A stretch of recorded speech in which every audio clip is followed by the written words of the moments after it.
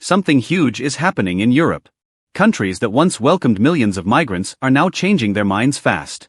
In 2025, deportations are skyrocketing, borders are tightening, and immigration policies are tougher than ever. But why is it about safety, economy, or political pressure? And which countries are leading this massive crackdown? Today, we're counting down 7 European nations sending immigrants back in record numbers. And trust me, some of these policies will shock you. Do you think this is necessary or unfair? Let's dive into the numbers, the reasons, and the real impact of Europe's immigration shakeup.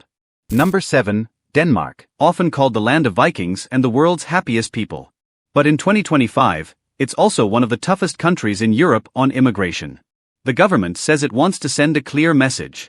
Illegal migration will not be rewarded. That's why Denmark signed a €250 million deal with Rwanda.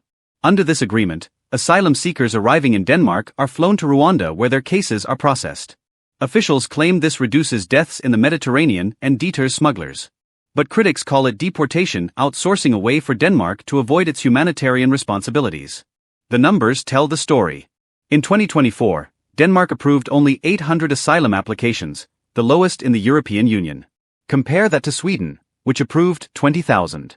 In 2025, Copenhagen set a target of 10,000 deportations, a massive figure for a country of under 6 million people. Even Syrians and Afghans who have lived there for years are now losing their permits because the government claims their home countries are safe enough for return. And here's a shocker. Immigrants from non-Western backgrounds must now live in special integration zones.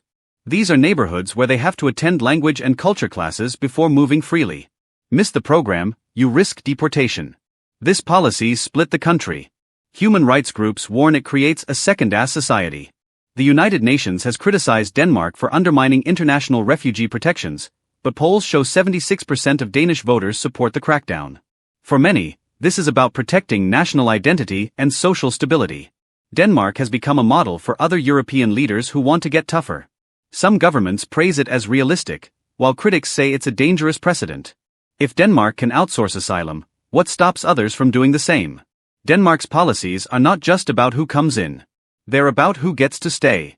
Even long-time residents can suddenly lose their right to live in Denmark. That's a dramatic shift, and it raises one question. Could this same model spread across the rest of Europe? Number 6, Italy. From the north of Europe, let's move south to Italy, a country famous for food history and stunning coastlines. But in 2025, Italy has also become a front line in Europe's migration battle. The numbers are staggering. In 2024 alone, 180,000 migrants arrived by sea, a 60% jump compared to 2023. Italy's reception centers are overcrowded. Local governments say they're overwhelmed, and the public wants action. Prime Minister Giorgia Meloni responded with the toughest plan Italy has ever seen. Rome signed a €1.5 billion deal with Albania. Under this plan, 36,000 asylum seekers per year are sent to Albanian processing camps. While they wait, they stay outside Italian territory. The government also passed rapid deportation laws aiming to remove 40,000 undocumented migrants in 2025. That's double what past governments managed. And there's more. The Italian Coast Guard has seized over 1,200 migrant boats in just the first half of 2025. NASAs that rescue people at sea now face heavy fines and even jail if they bring migrants onto Italian shores. Officials argue this cuts the smugglers' business model. Human rights groups warn these laws put thousands of lives at risk. The United Nations says Italy is criminalizing humanitarian aid, but polls show strong domestic support. Many Italians feel migration has been uncontrolled for too long. For Meloni's government, the crackdown is about restoring sovereignty and proving Rome won't be the EU's waiting room anymore. The deal with Albania is a game share. If it works, other EU countries may copy it, but critics warn it could create a two-tier Europe where asylum seekers are pushed into camps far from the nations they want to reach. Will Italy's hardline stance actually stop the boats, or will smugglers just find new routes across the Mediterranean? That question isn't answered yet, but the stakes couldn't be higher. Number 5, Poland. A country that has taken one of the hardest lines on immigration in 2025. The trigger was its long border with Belarus. Warsaw accused Minsk of using migrants as a political weapon, pushing them across to destabilize Poland and the EU. In response, Poland built a €350 million high-tech wall stretching 400 kilometers. Illegal crossings collapsed by almost 80% in 2025. Deportations now happen instantly under a new emergency law. If you're caught crossing illegally, there is no asylum claim, no appeal. You're sent back the same day. And the scale is massive. Poland is running mass deportation flights, removing about 5,000 migrants every month. That's a cost of nearly €500 million this year alone. The government defends the policy, saying it protects culture, economy, and security.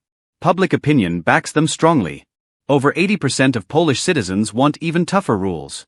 But critics, including EU officials, say Poland is breaking asylum laws and even denying protection to people fleeing real wars like in Syria or Sudan. Number 4, Finland.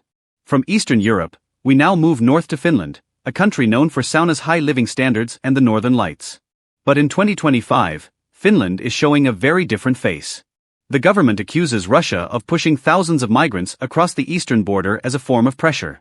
In response, Finland shut the entire border and began building a 200 kilometers fence. That project costs $400 million and includes drones, motion sensors, and infrared cameras. Deportations have doubled. In 2025 alone, over 10,000 migrants were expelled compared to only 5,000 2 years earlier. The government also launched express deportations. That means if you cross illegally, you can be removed within 48 hours. No long process, no asylum review. Even those already living in Finland are not safe. More than 5,000 residence permits have been revoked, targeting Afghans, Iraqis, and Somalis. Officials argue these countries are now safe enough for return. On top of that, foreigners with any criminal conviction, even minor ones, now face deportation with removals of foreign offenders, rising by 300%. Human rights groups warn Finland is breaking international law and abandoning its reputation for fairness. But public opinion tells a different story. 68% of Finnish citizens say they support these measures. Many argue the welfare system should be for Finns first. And here's the shift. Finland was once seen as one of Europe's most peaceful and welcoming nations, but with these new rules, it's becoming something very different. Is this still the Finland the world admired? Number 3, Sweden. A country once praised as Europe's most welcoming nation. But in 2025, Sweden has flipped its policy completely. Between 2015 and 2023, Sweden took in more than 1.2 million refugees. But by 2024, the system was breaking. Gang violence was rising. That year alone, Sweden recorded 1,300 shootings, many linked to immigrant-heavy neighborhoods. Public pressure forced the government to act. The government launched Operation Clean Sweden. The goal is to deport 50,000 undocumented migrants by the end of 2025. Social benefits for undocumented people were cut. No more free housing, no health care, no welfare. Immigration courts now fast-track deportations. If your asylum claim is denied, you have 30 days to leave or you're forcibly removed. The most controversial move: entire families are deported, even if some children were born in Sweden. And in a shocking step, deportation officers are now entering schools to identify undocumented kids. Human rights groups and international observers call these measures brutal, accusing Sweden of betraying its humanitarian tradition. But at home, support is strong. 72% of Swedes back the crackdown, saying it's the only way to restore law and order. And here's what makes Sweden different. This isn't just about stopping new arrivals. It's about removing people who have lived there for years. Sweden is sending a message. If you can't immigrate, you can't stay. But is this tough love or social collapse? Number 2, Germany. The heart of Europe. Germany. Once the symbol of open doors, now one of the strictest enforcers in 2025. Since 2015, Germany accepted more than 2 million refugees. For years, it was praised for its welcome culture. But by 2024, the system hit a breaking point. Housing shortages, rising crime, and massive costs pushed Berlin to act. Supporting asylum seekers now costs nearly €50 billion every year. Deportations have surged to over 60,000 people in 2025, the highest number since World War II. That's a 50% increase compared to just 2 years earlier. Germany introduced fast-track deportations, reducing the process to 2 weeks instead of months.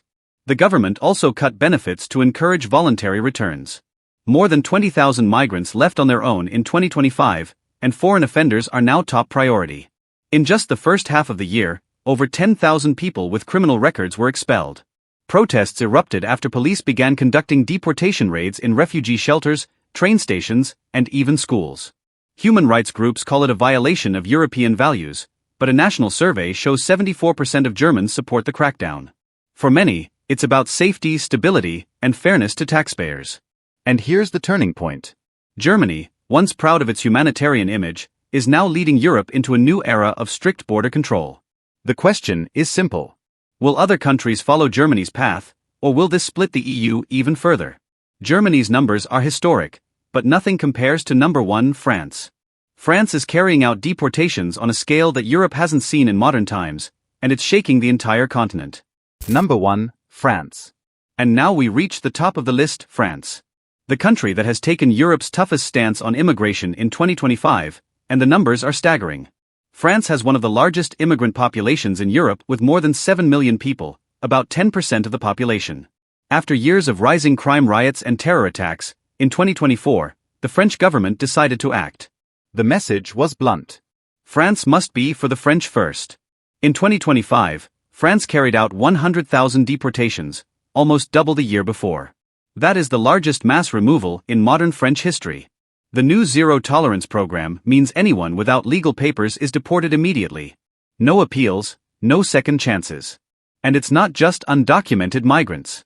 Even legal residents can be expelled if authorities decide they are a threat to public order. Police have dismantled 50 migrant camps in cities like Paris, Marseille, and Calais. Families who had lived there for years were put on buses and sent back to their home countries. In just 6 months, France deported 15,000 foreign criminals, including gang members and suspected extremists. Critics call this a humanitarian disaster. They argue France is abandoning its values of liberty and equality, but polls show 78% of French citizens support the crackdown.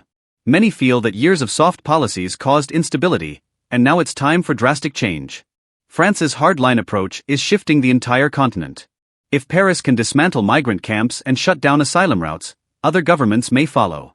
Human rights groups warn this could unravel decades of international refugee law. But supporters argue Europe has no choice if it wants stability. From Denmark outsourcing asylum to Rwanda to France, deporting 100,000 people in a single year, Europe's immigration map in 2025 looks nothing like it did a decade ago. But here's the bigger question. Is this the beginning of a permanent fortress Europe or just a temporary swing driven by fear and politics? What do you think?